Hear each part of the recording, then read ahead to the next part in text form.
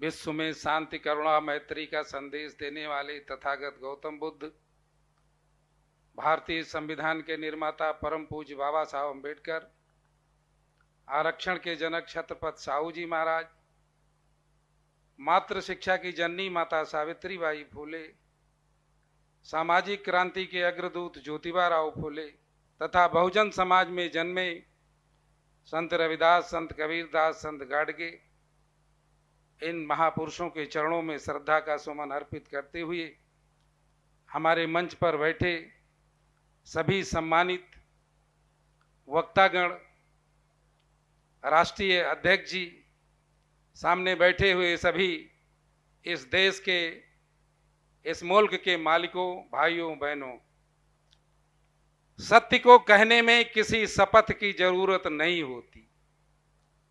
सत्य को कहने में किसी शपथ की जरूरत नहीं होती। नदियों को बहने में किसी पथ की जरूरत नहीं होती।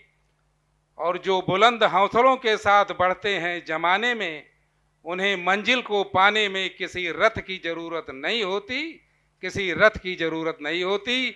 साथियों, जो विषय दिया हुआ है कि प्रधानमंत्री श्री नरेंद्र मोदी जी द्वारा अपने को ओबीसी कहने के बावजूद भी ओबीसी जातियों की जात आधारित गिनती न कराना,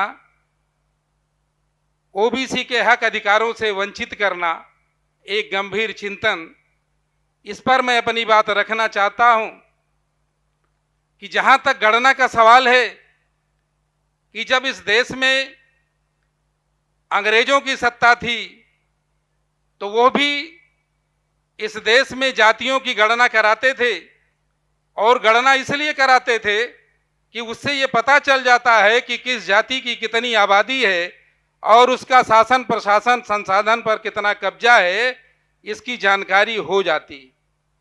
और इसलिए वो जातियों की जनगणना करवाते थे। लेकिन जो इस देश की सबसे बड़ी आबादी है, जो आधे से भी ज़्यादा है, उसकी जनगणना अंग्रेजों के द्वारा जब आखिरी में 1931 में कराई गई, उसके बाद से आज तक इस देश की मनवादी सरकारों ने कभी जनगणना कराने का काम नहीं किया। साथियों, हम देहात के रहने वाले हैं। हम जानते हैं कि अगर किसी के 4 भाई होते हैं और आपस में किसी हक को लेकर बंटवारे की बात आती है, और जब किसी का हक कोई मारने लगता है तो वो समाज में जाकर के 10 लोगों को बिठा करके पंचायत करता है, और वो इस बात को कहता है कि इस घर में मेरी कोई गणना नहीं है। इसलिए गिनती का इतना महत्व होता है कि जब तक किसी की गिनती नहीं पता चलती है, तब तक उसके हक अधिकार को दे पाना यह संभव नहीं हो पाता है। लेकिन इस देश की चालाक सरकारों ने आज तक इस बड़े बहुसंख्यक आबादी को, जिसको ओबीसी का नाम दिया गया है, उसकी गणना ओबीसी के नाम पर ना हो करके उसकी गणना हिंदू के नाम पर कराई जाती है। और जैसे ये जो बड़ा समाज है, जैसे ही इसकी गणना हिंदू के नाम पर होती है, तुरंत ये सारे अधिकारों से वंचित हो जाता है। और मैं तो समाज में ये भी कहता रहता हूं कि जैसे हमारे लोग हिंदू बनने का काम करते हैं, तैसे समझो कि बकरा खुद चल करके कसाई के घर पहुंच गया। अब कसाई की मर्जी होती है कि उसका कीमा बनावे या कबाब बनावे, सारे अधिकारों से उसी दिन ओबीसी वंचित हो जाता। साथियों, ये बात हम लोगों को समझना बहुत जरूरी है। आज तक सरकार ने देश के अंदर कितने शेर हैं, कितने हाथी हैं, कितने गैंडे हैं, इन सारे की गणना कराती है। इस देश में कितने हिजड़ों की आबादी है, उनकी भी गणना होती है। मगर इतनी बड़ी आबादी वाला जो ओबीसी समाज है, आज वो अपनी गणना भी नहीं करा पा रहा। साथियों, लेकिन प्रधानमंत्री को ओबीसी कहा गया, कहा जा भी रहा है, क्योंकि उसके पहले भारतीय जनता पार्टी की जो सरकार है, जिसको आरएसएस संचालित कर रही है, उसने तमाम लोगों के नाम का प्रयोग किया, मगर वो सत्ता तक नहीं पहुंच पाई। मगर जब प्रधानमंत्री नरेंद्र मोदी जी को प्रधानमंत्री के तौर पर ओबीसी को इस्तेमाल किया गया, तो जो पार्टी कभी बहुमत में नहीं पहुंच पाती थी, वो सत्ता तक पहुंच गई।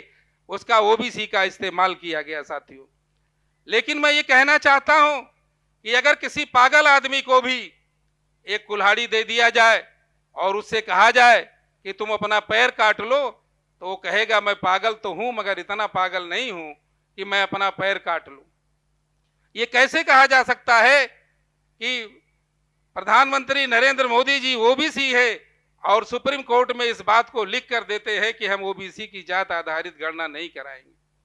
ओबीसी के 314 बच्चे जो यूपीएससी परीक्षा पास हुए थे वो नौकरी में जाने से वंचित हो गए। ओबीसी को उसके बजट में कोई पैसे का प्रावधान नहीं किया गया, उसकी छात्रवृत्ति को कम कर दिया गया। सारा अन्याय अत्याचार ओबीसी के साथ हो रहा है। तो इससे यही साबित होता है कि प्रधानमंत्री नरेंद्र मोदी जी ओबीसी के मुख नहीं है बल्कि मुखौटा है, और असली सत्ता मोदी जी नहीं है बल्कि उनके पीछे की ताकत जो है वो मनवादी व्यवस्था उसके लिए जिम्मेदार है। साथियों, मैं चूंकि पेशे से अध्यापक रहा हूं, मैं एक कहानी के माध्यम से आप लोगों को अपनी बात बताना चाहता हूं कि एक बार शहर के कुछ लोग एक गांव में गए और गांव में गए तो वहां कुत्तों की एक सभा कराई और उसमें कुत्तों से कहा गया कि तुम अपने में से एक नौजवान कुत्ते को हमें दे दो और इसको हम लेकर जाएंगे, खिला पिला करके मोटा तंदुरुस्त कर देंगे, और जब ये मजबूत हो जाएगा और लौट कर जब गांव में आएगा तो पूरे गांव वालों की सुरक्षा करने का काम करेगा।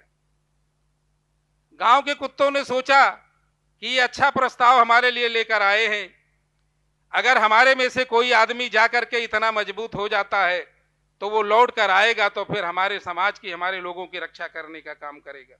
तो वो कुत्ता गया और मालिक के साथ रहने लगा, खा पीकर मजबूत हो गया। काफी दिन तक जब वो गांव से नहीं लौटा, शहर से नहीं गांव लौट कर आया, तो गांव के ही कुत्तों ने सोचा कि चले अपने भाई का हाल चाल ले ले। जब वो शहर में गए तो वो जो उनके समाज का कुत्ता था वो मालिक के घर में था। जब वो लोग पहुंचे तो अपनी भाषा में आवाज लगाए और वो कुत्ता जब बाहर निकलकर उसके मालिक ने कहा कि तुम जाओ, तुम्हारे बिरादरी के कुछ लोग बाहर तुम्हारा इंतजार कर रहे हैं। वो कुत्ता जब बाहर पहुंचा तो और कुछ देखा नहीं, अपने बिरादरी के ही लोगों पर हमला कर दिया। वो गांव से जो आए हुए कुत्ते थे वो समझ नहीं पा रहे थे कि हम इसके साथ क्या करें।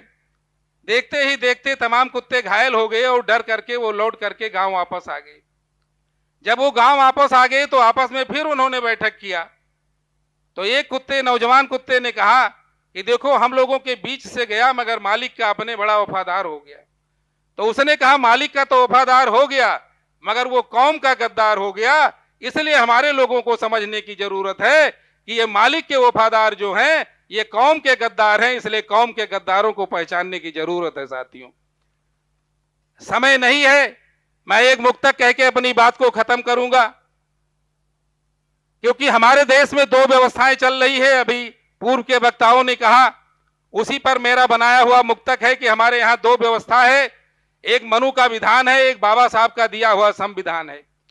इसलिए मेरा कहना है कि हमें विधान नहीं भाई संविधान चाहिए, हमें विधान नहीं भाई संविधान चाहिए। बहुजन का लूटा मान व सम्मान चाहिए, ऐ सदियों से धोखा देने वालों, हमें तो बुद्ध और बाबा भीम का फरमान चाहिए, हमें तो बुद्ध और बाबा भीम का फरमान चाहिए। जाते जाते एक आप लोगों को कि क्या करना है उस पर 4 लाइन कह के मैं खत्म कर रहा हूं कि वक्त कहता है अब तो संभल जाइए, वक्त कहता है अब तो संभल जाइए, देख कर अपनी हालत सुधर जाइए, नहीं घर बना करके जिसको हमने आपने सबने दिया वही कहेगा कि घर से निकल जाइए। मेरी बात को आप लोगों ने ध्यानपूर्वक सुना, इसके लिए आभार, धन्यवाद। जय भीम, जय भारत, जय संविधान, जय विज्ञान। साथी।